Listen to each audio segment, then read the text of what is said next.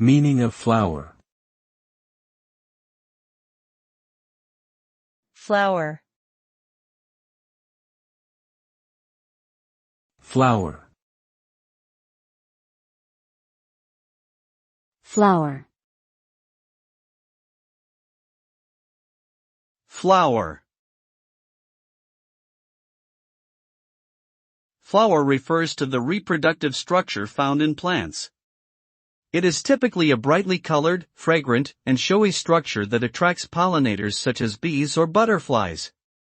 Flowers are responsible for fertilization and seed production, which allows plants to reproduce and create new generations of their species. They come in a wide range of shapes, sizes, and colors, and have been a popular subject in art and literature across many cultures throughout history. Overall, flowers play an essential role in the life cycle of plants and are appreciated for their beauty and symbolism.